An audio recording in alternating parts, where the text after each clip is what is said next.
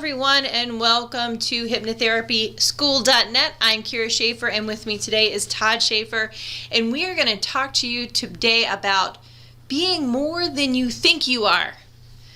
And this comes from the Irresistible Happiness cards, and the meaning in there is: the map is not the territory. A map of New York is not the city of New York. It doesn't contain all the sounds, sights, and smells that the city does. The city is far bigger, richer, and more vibrant than could ever be conveyed by map. A person's map of who they are, inner self-concept, is not who they really are. You are far more powerful, capable, and amazing than your map of yourself. Stop for a moment and think about who you are, what your qualities are, your weaknesses and strengths. Then realize that there's much more to you than you've been aware of. You are much more than you think you are. This is such a great card. It's such a great message because it helps us to understand some really big concepts that are kind of hard to put our arms around, especially when we're working with our clients. The map is not the territory. So even though they've been working off of potentially old programming, old parent tapes, things like that, their reactions to situations are based on those old paradigms, those old understandings of things. That's not really what makes them up of truly who they are. Their reactions may be based on those old paradigms, but their reactions can change and they can begin to instead respond. So Todd, how do you feel about being more than you think you are? Strongly. I'm a huge advocate of self-development, and I think that, having a background in spirituality and psychology, I know that I have realized a lot more about who I am through those pursuits. And, when people don't examine themselves, then they are subject to their limitations. Yeah. So for example, if you really want to keep it simple, if you have never stepped out of your comfort zone ever, then you're probably living a similar life now as you may have 10 or 20 years ago or more. So that can be very, very comfortable in one sense, because you're in your comfort zone. Yeah. And in another sense, it can be stifling at times, because the longer you stay in one spot, the more you might perceive yourself as not being able to move beyond that spot. Yeah. Now we could talk about that in terms of physical location. We could talk about that in terms of your beliefs about yourself and your own emotions and things. So that's just an example, an illustration of the fact that you are more than you think you are. We talk about Myers-Briggs also as another example, and even the best Myers-Briggs teachers will say, as wonderful as MBTI is as a horizontal typology tool for personality development, it is only a map. It does not encompass everything about who you are, right?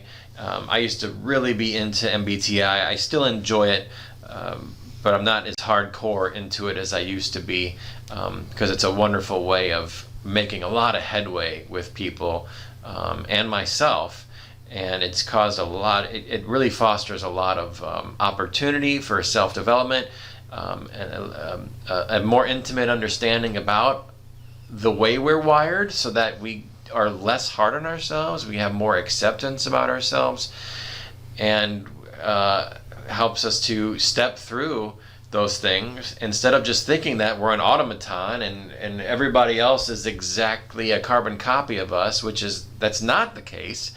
And why do things come easier to some people than others? And why are things harder for some people than others? Well, there's reasons for that. And if you've never examined them, they're going to mystify you forever. So that's another benefit of self-development. And the kinds of awarenesses that happen once you realize that you are more than you think you are. So the more that you do develop yourself, the more that you do look inward, the more you find that there's a lot to me. There's a lot to you, and you're not your past, right? You're not. Maybe that's a journey you've traveled, but that's not all that you are, right? Maybe it is if you've never done anything else, but you have to do new things and to have new experiences of yourself, and therefore that helps you to understand that you really are more than you think you are. So without going too far down any road here, I just want to throw out a few different perspectives to show you that there are possibilities, and even if you have a wonderful map of how your personality is, like through MBTI, for example, it's not who you are. It's just a map. And just like Kira said, the map of New York City, will help you get from point A to point B. It'll guide you generally in the direction you're wanting to go. However, a map won't show you how beautiful something looks. The sights and sounds. The sights and the sounds, and tasting food in those areas. I mean, all the experiences come from being able to experiencing it. With your being there with your senses, and so if we translate that map example, the map is helpful, but it doesn't encompass everything you might experience when using the map, right? And just like your past might be something that is, a point A to point B kind of thing, well, who you are isn't only the fact that you've traveled from point A to point B in your past, right? So it doesn't have to define us. We're allowed to expand beyond that. Mm-hmm. And and that's not to say that our experiences haven't shaped our perceptions and decision making and choices, and even places that we get triggered and become emotional and those kinds of things. That is all a part of the life experience, but those moments, those things don't culminate into all that you are. I think that's kind of the interesting part about it, is that if you haven't accessed these different facets, like, you could be a really amazing ukulele player, but because you've never tried it before, just like Todd was saying, doing new things, just because you haven't tried it before, there might be this automatic perception of, I might not be good at that, or I'm probably not good at that. Or maybe you tried it once. I had that when I was a kid. I went, I was in 5th grade, and they were trying to figure out if we would play an instrument in the 6th grade, or if we were going to sing in the 6th grade, or if we were going to do whatever. And just to kind of find out where our talents were.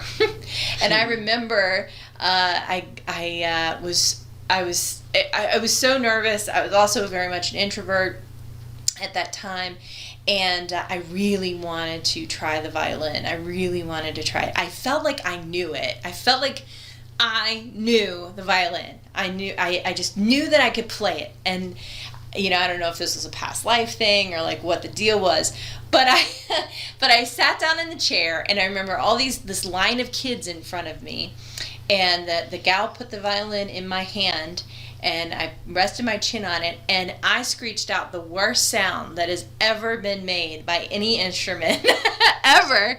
And I almost immediately I just handed it back to her, because I was just so mortified by what I had just played. And there and then I just decided that it was something I loved, but I wasn't capable of doing it. And so it took a friend.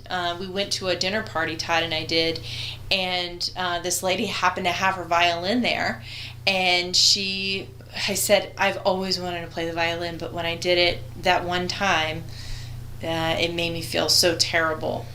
So she said, well, why don't I try to help you with that. So she put it in my hand, she rested my chin on it, and then she took my hand and she took the bow and she put my fingers where they needed to be. And then she pulled it across the string and it made the most beautiful sound. And I was like, oh, I can do it. You know? And that, even though it's a very long story here, I want you to know that because I believed in that original map, I did not believe that I could be more than I thought I could be. So instead, I'm like, okay, well, I've got a couple violins. I'm not good at any of them, but they do make a lovely sound from time to time. And I have changed that perception about myself. So when you're working with your clients, go ahead and find out some of these little things that happen, because I actually related a great deal of shame to that. You know, I knew that I could do it, found out that I couldn't, but instead of me trying it any further, I just quit. And then there's shame in that quitting. So it's like, okay, well, can we shift that for our clients? Can we change it for our clients? And of course we can. And sometimes it's just showing them the way or showing them that it is possible. So, I hope that's helpful in that regard. Extremely helpful and well stated. I love that. And I'll just capitalize and also add that having a new experience of ourselves helps us to redefine our perceptions of ourselves. Yes. So you want to try the violin, and that's an organic urge, and that's good. And it's important to follow that out, so that's your guidance telling you to try a new experience. You have a new experience, doesn't sound so good, and then the past comes in to judge it and says, no, you better not do that again. Yeah. And you see, we're just proving ourselves right here. Yeah. Right, and depending on the severity of your past, that voice might become down booming really hard. Yeah. Or you might push through it a little. And then, like having the person help you with the violin, help you make a nice sound, and then you had a different experience that was favorable, and you probably wanted to continue investigating that experience. That's so wonderful. And in this scenario, you, the hypnotherapist, or the hypnotherapist to be who's listening, is like the violin teacher who's going to be helping the students to essentially have a new experience of themselves using the tools of hypnotherapy and life coaching. And that can change everything. That can move mountains, because if someone gets to have an experience they didn't have of themselves before, it can change everything. It can trump their entire past, especially if the experience feels really good or really relaxing or really deep feeling, like a feeling they didn't have before, which often happens when people experience hypnosis for the first time, and especially if they're unfamiliar with personal development at all, and then they just try this out and they have a completely new experience that they never had, and it's like, whoa, what a game changer. I'd like to try that again. Yeah. It arouses curiosity to have another experience, and that is a wonderful thing. Curiosity is such a wonderful thing, and it's like the soul within us urging us to try something, to have an experience, and then we get to data gather from that experience, and then choose again, and then you get directions, and you get to try different things. And if you've allowed yourself to try different things frequently, then you realize that no matter what happens, whether it's a good sound on the violin or not, you can just step right through it and say, oh, well, that was funny. I didn't make a good sound. Oh, I'll keep trying. Or maybe I'll pick up this other instrument.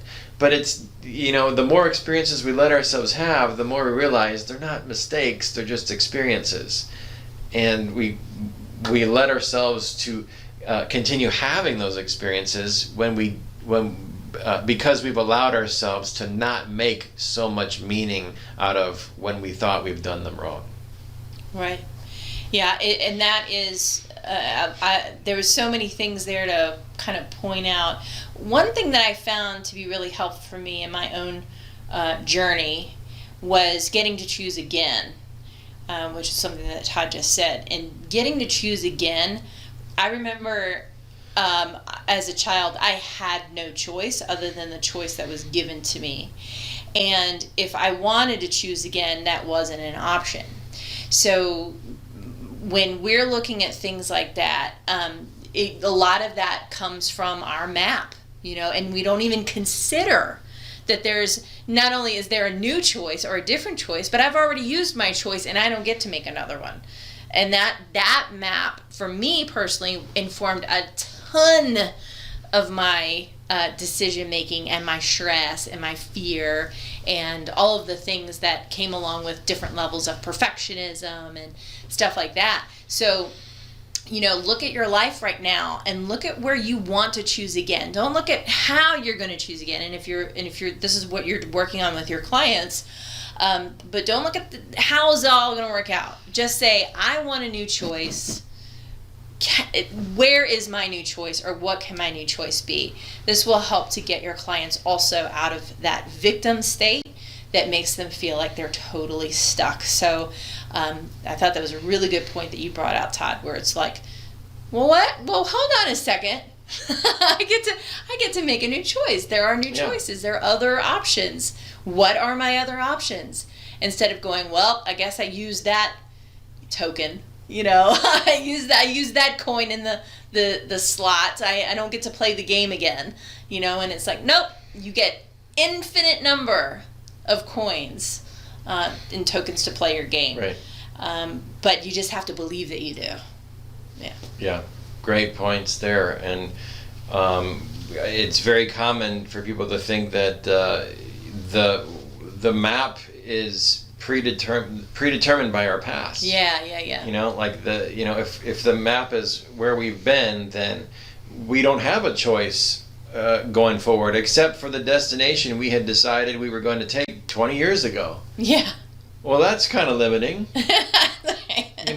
What happens if you want to try something new? Yeah. You don't let yourself have that experience. So it's a lot of the limitations. I dare say all limitations are self-imposed, and we may argue for those limitations. That's a big one. More so than against them.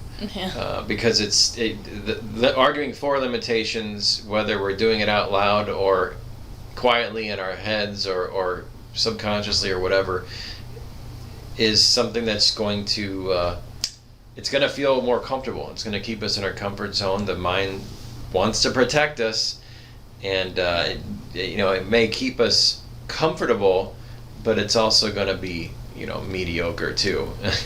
So it's worth breaking out of limitations. It's worth exercising, choosing again, and start small. They don't have to be giant, big, massive things. Build your muscles. You don't deadlift 500 pounds first day at the gym. Yeah. You start with the 5-pound weights. You do a couple curls, right? Take a different way home from work. And see how if that makes you go crazy, then you might take another turn the next day. I mean, meaning crazy, meaning wild, like exciting. Wild and exciting. Yeah, right? Yeah.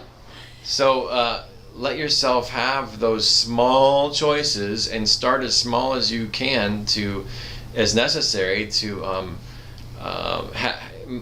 feel the freedom in making a new choice. We don't want to turn up the heat too fast, because then if you do something really hardcore and then it just churns up too much discomfort or fear, you won't make any more choices. You won't make any more. You'll give yourself the evidence.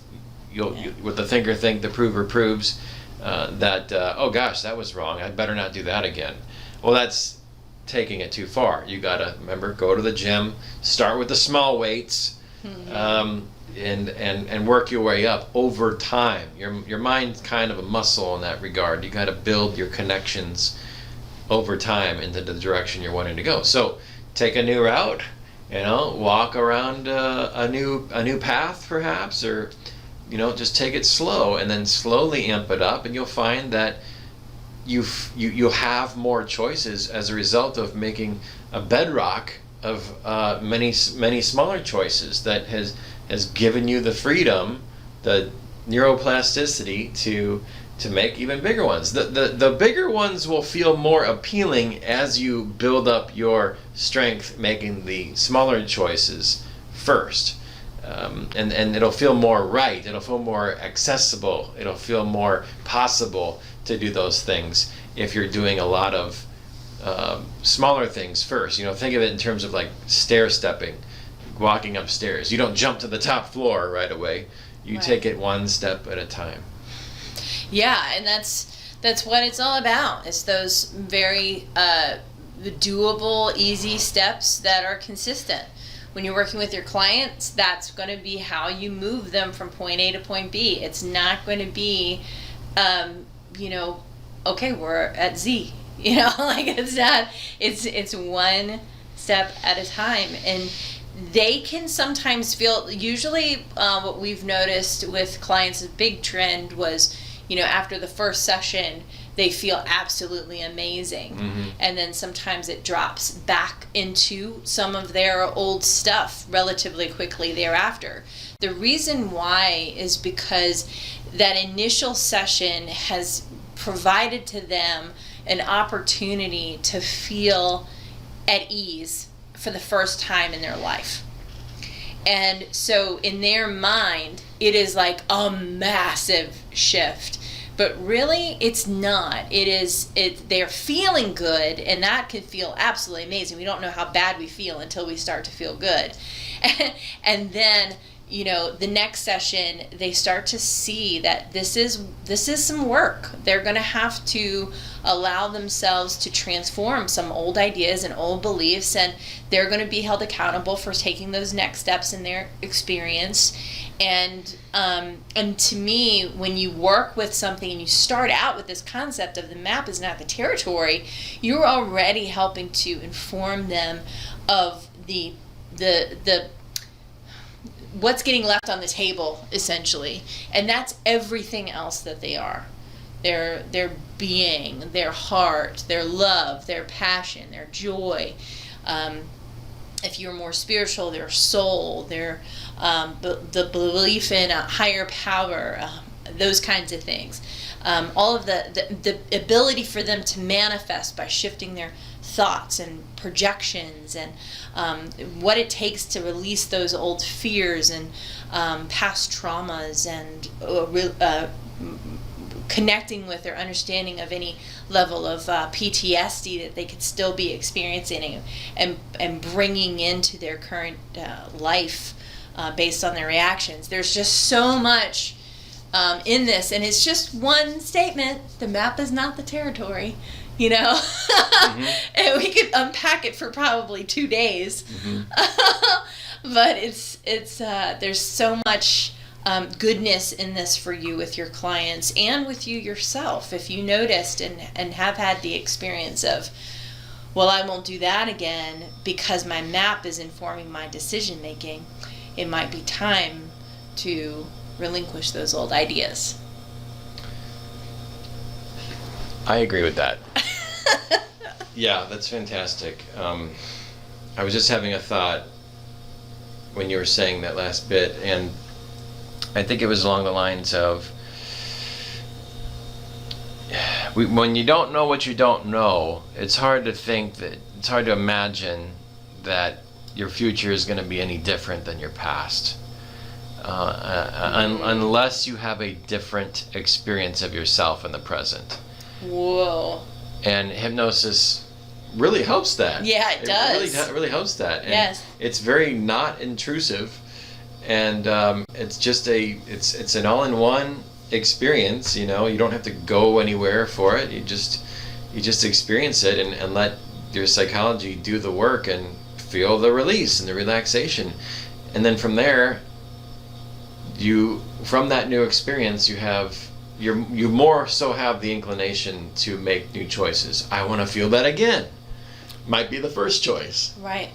Or, gosh, if I can feel this way, maybe I want to try doing this other activity, and you may give yourself permission to try other things, have other experiences. Just having the experience. I mean, we've worked with thousands of people with hypnosis, and I think some of the biggest benefits, some of them did do a lot of deep work with us and made major life transformations over accountability, using self-accountability and hypnosis and coaching over the course of months, sometimes years. But the vast majority of people, a lot of them tried it just a couple times or once, and even that one time was enough for a lot of those people to be like, wow, that was a different experience of myself that I've never had. Right. And you just watch the lights turn on in their head. That mind is just watching itself, the experience that it just had, and is saying, what was that? Was that magic? But it really wasn't. It was just that it's your that feeling-based evidence in the moment from hypnosis. Could be from anything, but we're using hypnosis as an example. That new experience of self, that new feeling or relaxation, and that they immediately realize in that moment from that new data that I am not only where I've been, I have a new experience now. I could just see how it just lights up the whole brain, because they want to know, like why it happened, how it happened. And then they start connecting more dots, like, well, gosh, if this is possible, what else could be possible? Right. Before I had this appointment, I thought this was my life. The next 40 years are going to be like the last 40 years. Yeah, right. I wasn't going to feel a bit different about myself, and all my thoughts are the same, all my feelings are the same, all my beliefs are the same. And just even coming to this appointment was a Hail Mary. Yeah, right. we didn't even, I wasn't expecting much. Yeah. Right.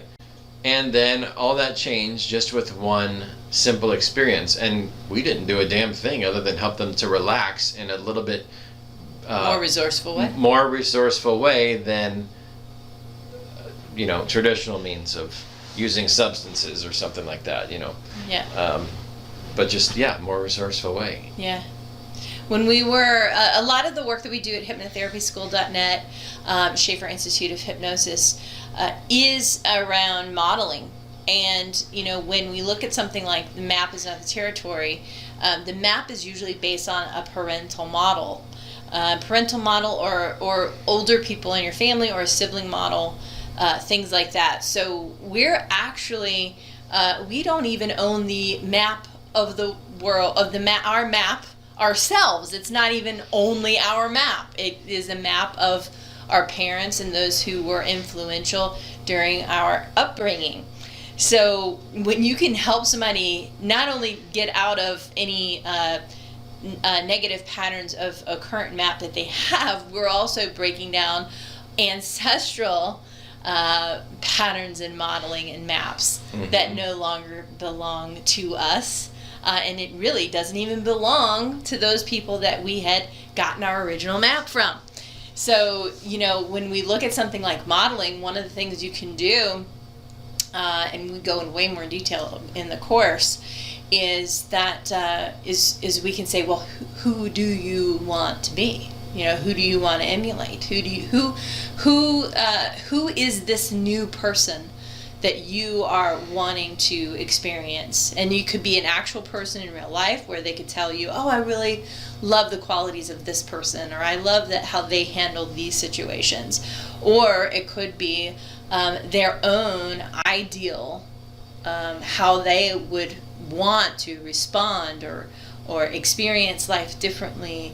And there's a really cool strategy that we teach you at hypnotherapyschool.net and Schaefer Institute. So, doing the course with us, you're going to get a lot of good resources like that.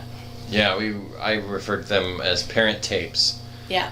Because our programming is largely based on what we experienced growing up when we were most absorbent of the software around us, the environment around us, and it's normal. It's very normal. Yeah. It's unavoidable. It's the most common. It's unavoidable. Yeah. But the thing is that, yeah, that may be a part of your wiring, probably for survival purposes, I think. Absolutely. But life is no longer meant to be survived. Yeah.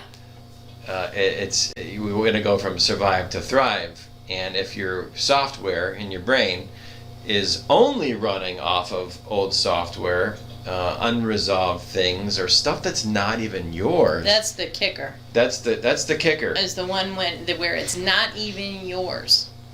Right. So the maybe the best example of the map is not the territory is if it's not your map. You've been duped. You've been duped into believing this map is yours, and it's not. Right. It's not even your map. Right. You might even find that your map is very little your map and very much someone else's map or mom and dad's map. And obviously that's the most true when it comes to, like the fears and the limitations and some of the limiting beliefs that we may have been taught, which are not necessarily true in actual reality, but things that we've borrowed that we think are true. Yeah. Yeah. So when we're looking at these kinds of things, just keep it in mind. It's not something, even if you don't want to explain map and territory to your client or anything like that, that could be just overwhelming. I would suggest not doing that. But I would perhaps just ask, some clarifying questions, and that will help you to get a clearer understanding of what their map is of the world, because your map and their map is different. And once you understand that at a very deep level, even if you just understand that you're a different personality type than they are, you're a different personality type probably than your parents are, or you may be somewhat similar, but maybe not exactly. It opens up this new realization, at least it did for me, where one, I could let them off the hook for a few things, and two, I could relate to a lot more people, and three, I could see, okay, our maps, sometimes they overlay each other, but the deal is, I'm trying to get rid of this map anyway. I want the sights and the sounds and the smells and the tastes and the experiences of the territory. I don't even want my map anyway, and probably neither do they. So that's something to kind of keep in mind as you're working with your clients. Todd, any finishing thoughts? Well, I was going to come up with an analogy, but I think it kind of goes in reverse of what we were talking about. Well, that's fun. Let's just see what happens. Let's argue the other side. Yeah. Oh, sure. Yeah. Yeah. If you really want to be right, argue the other side. Yeah. Right. That you'll be a lot smarter. Yeah. The old analogy I used to use, which was not in this context. So let's just see how we can spin this for constructive purposes. Was again, pretend like we didn't just have this conversation. I would tell people in personal development, what would you rather have, a GPS or a map? And trying to get to your destination. Well, they'd say, well, GPS, it's always telling me where to go, and da-da-da-da, right? Or a paper map where you got to freaking find out where you are on the map. You just got to have to figure out how to fold and unfold it. Unfold, fold it, all that stuff, yeah. And I think I used it more in a prescriptive part before doing work with people, and that was, GPS certainly sounds more convenient, but what happens when you lose signal? It's not going to be good. When you really are most desperate for direction, you probably are in a place where there isn't a signal. I mean, that's changing with technology, but this is an analogy for the purpose of personal development. Now, GPS is more convenient, of course, but it's less reliable than a paper map in front of you. Right. Am I saying go out and buy paper maps? No, it's only an analogy.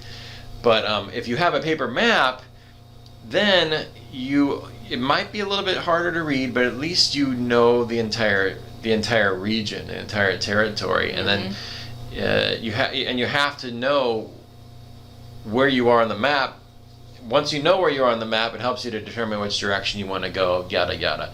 So that is a good argument for maps. For doing personal development, and because most people just run through life on a GPS. They're just going from point A to point B, but not really thinking about the direction it's ultimately taking them. So it's highly metaphorical. Yeah, right. To use that analogy. But I think you're right. It's where are you on the map? Where are you in that map of your understanding of the world? Yes, that's right. good. That's a fantastic way to be. So it's kind of just otherwise you're like, I don't know what I'm doing. I don't know up from down. Yeah. Right. So we could have, if we did this talk again, we could have started with this analogy and say, would you rather have a compass or a map? And then say, well, the map's better. Ultimately, most people just do the GPS part, but map means you know where you're headed. You know why you're going though. You know what things are going on around you too. There's more awareness. You're not, if the signal blanks out, you're not you're not lost, right? And having a map allows you to see where you're going, and it's an analogy for your perspective and going through life mindfully, and having self-awareness and applying that awareness to your life is the metaphor of the map.